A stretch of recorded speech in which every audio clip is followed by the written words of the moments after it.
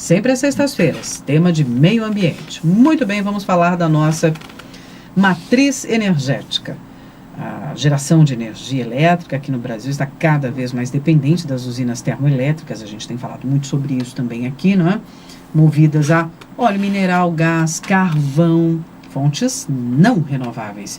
Isso tem feito com que a nossa matriz energética esteja ficando mais suja, né? Há um aumento da emissão de poluentes e gases que incrementam o efeito estufa, o temido efeito estufa, que o mundo todo acompanha, combate aquela pressão para controle do efeito estufa. E há movimentos que estão contribuindo para essa carbonização da nossa matriz elétrica. Isso quer dizer que o Brasil está caminhando no caminho inverso, aí na contramão do mundo? Parece que sim, né? A gente vai conversar com o professor Pedro Luiz Cortes, professor associado do Departamento de Informação e Cultura da ECA, coordenador da Rede Internacional de Estudos sobre Meio Ambiente e Sustentabilidade. Professor Pedro, bom dia. Bom dia, Roxane, bom dia, ouvintes. É um prazer conversar com vocês. O que está acontecendo com a nossa matriz energética? Então, Roxane, hoje no Brasil, as três formas principais de geração de energia elétrica são as usinas hidrelétricas, as termoelétricas e as plantas eólicas. Olhando a evolução da geração hidrelétrica nos últimos 11 anos, a capacidade instalada cresceu 38%, segundo informações do Operador Nacional do Sistema Elétrico, a ONS. A geração termoelétrica, por outro lado, cresceu 200%. E a geração eólica cresceu, por incrível que pareça, 13.000%. Está avançando, né? Mas esses números podem dar uma falsa impressão de que estamos caminhando abertamente para o uso de fontes limpas, né, e renováveis como o vento. Então, olhando a composição da matriz energética, verifica-se que em 2006 as hidrelétricas elas forneciam 85% da nossa energia, as termoelétricas em torno aí de 12% a 13%, e a geração eólica era muito pequena e não entrava nessa conta, né? Por conta disso que o crescimento foi muito grande, porque a base inicial era muito baixa, né? E se a gente olhar exatamente agora, né, olhando aqui a tela, né, do Operador Nacional do Sistema, nós temos que 69% agora é geração hidrelétrica, quase 20% é geração termoelétrica e 6,8% eólica. Ou seja, a gente tem diminuído o uso, né, da geração hidrelétrica por conta, hoje, da situação de diversos reservatórios que estão com nível muito, muito baixo, e estamos compensando essa baixa geração, essa redução da geração hidrelétrica com a ampliação da geração termoelétrica. Um caminho errado, né? Um caminho errado, né? Então, olhando essa composição da matriz energética, o que está acontecendo é que o uso das térmicas vem crescendo, apesar do uso da energia eólica de ser bastante, ter sido bastante incrementado, principalmente no Nordeste, ele não consegue ainda suprir o espaço, né, que vem sendo, ocupar o espaço da energia termoelétrica. Então, quando a gente tem algum problema de geração, né, quando as hidrelétricas não conseguem suprir a demanda, porque hoje a hidrelétrica é a energia mais barata que a gente tem, porque várias usinas foram construídas aí há muitos anos, né, esse custo já foi amortizado, então... Chovendo tá, o custo garantido. Está garantido o abastecimento. Como isso não tem acontecido, né, a gente tem vários reservatórios com nível muito baixo, então a gente tem suprido isso com as termoelétricas, que foi uma decisão tomada na época do apagão, né? Para quem, né, não faz tanto tempo assim, mas talvez muita gente ainda não lembre, ou talvez até não tenha participado disso, né, que foi uma situação, né, de baixíssimo nível de vários reservatórios no início desse século, que fez com que houvesse efetivamente um racionamento de energia.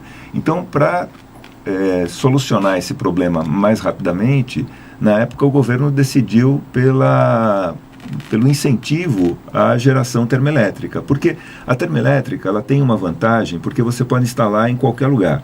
né? Claro, você precisa de licenças ambientais, tem toda uma implicação ambiental a respeito, mas você pode instalar em qualquer lugar. A geração eólica, você obviamente depende de locais onde você tem vento com boa intensidade e ao longo de todo o ano.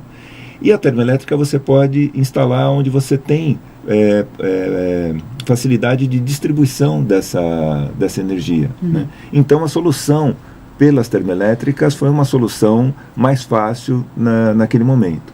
E a energia eólica ela vem crescendo, mas ela ainda não ocupa, né, esse espaço. Depende, né? Do governo incentivar isso, dar condições, estrutura, porque o que não falta é vento. Né? Exatamente. Eu queria lhe aproveitar e lhe perguntar sobre, estava ouvindo uma matéria dia desse sobre o tema energia eólica, dizendo que os ventos em alto mar são ainda mais fortes e podem também ser utilizados, mas é uma tecnologia mais avançada que vai ter que ser empregada do que... Não, mas já tem soluções para isso, né? Então, há plantas eólicas que são instaladas no litoral, né? Um pouco mar adentro, então você pega ventos em melhores condições. Mas no Nordeste você tem total condição de utilizar sem nenhum problema. Tanto é que hoje, mais de 50% da energia consumida pelo Nordeste é energia eólica. Então, o Nordeste, nesse ponto, assim, ele é um exemplo fantástico, porque ele mostra que é possível utilizar de maneira preponderante a energia eólica. É claro que normalmente ela entra para compensar outros sistemas que são mais permanentes. Então, a geração hidrelétrica, você tem um controle melhor sobre o fluxo, né, da água, então você consegue ter uma constância maior, e a energia eólica ela entra para suprir consumos mais de pico, né? Ela pode complementar uma rede mais estável. Tá? Ela não tem normalmente condições de substituir totalmente, você não pode substituir totalmente a energia das hídricas, né, por uma eólica, mas ela pode entrar de maneira bastante importante. O problema é que nós estamos caminhando aí para substituir, né, para compensar as hidrelétricas com as termoelétricas, e há movimentos muito interessantes, né? O governo recentemente, ele isentou, ele deu uma isenção de impostos para a indústria do petróleo, né? Então está colocando aí uma isenção fiscal para a indústria do petróleo, e há uma PEC que está tramitando, né, na Câmara dos Deputados para cobrar pelo uso do vento. Exatamente. Por incrível que pareça, quer cobrar royalty pelo uso do vento. Então, a PEC, não é uma reserva. A PEC 97 de 2015, ela foi agora no início de dezembro, ela foi aprovada na Comissão de Constituição e Justiça e segue tramitando na Câmara. E ela transforma o potencial da energia eólica em patrimônio da União, ensejando o pagamento de royalties pela sua exploração. Então, resumidamente, essa PEC ela prevê, né, o pagamento do uso do vento. E é claro que isso eleva o custo de geração. Então, o país, de um lado, né, ele isenta a indústria do petróleo e gás em relação a diversos impostos para fomentar essa indústria, e por outro lado, né, há a iniciativa para cobrar pelo uso do vento. Deve ter um movimento aí de bancada do Nordeste nessa história. Eu tô Sim. Porque a ideia é que essa geração ela gere receita adicional para o Estado, para o município. Só que um vento não é uma reserva. Né? Não é uma reserva, né? Ele não é um recurso finito, ou seja, ele é um recurso renovável. Né? Normalmente, royalties, pela exploração de um recurso natural, você cobra quando esse recurso é finito. Ou seja, você tem que, uma vez explorado isso, você tem que gerar recursos para utilizar quando esse bem não estiver mais disponível. Brasil, coisas do Brasil. Vamos ver se uma PEC como essa, uma proposta de emenda constitucional, avança, né? Quero aproveitar também que estamos conversando, professor, nesta sexta-feira, porque tem uma notícia sobre a Câmara retoma a inspeção, né? Foi aprovado na Câmara dos Vereadores. Câmara Municipal. Na Câmara Municipal de São Paulo. A inspeção veicular. A inspeção veicular. Isso. Que entra de uma forma meio estranha, porque na verdade ela foi atropelada pela resolução do CONTRAN, que saiu na sexta-feira da semana passada. Exatamente. Isso. Né? dando conta de que todos os DETRANs nos estados e também no Distrito Federal deverão implantar a inspeção não só de poluentes, mas também inspeção de segurança. A inspeção de poluentes já estava previsto nesse projeto que tramitou na Câmara dos Vereadores, junto com uma proposta de renovação da frota dos ônibus, de tal forma que ao longo dos próximos 20 anos, essa frota ela não vai emitir CO2 de origem fóssil.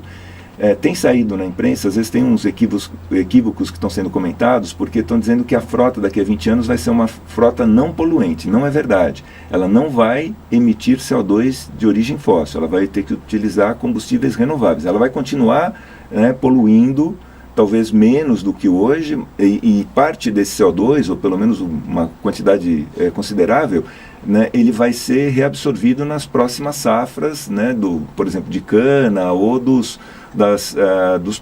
das plantas utilizadas, por exemplo, para a produção de biodiesel.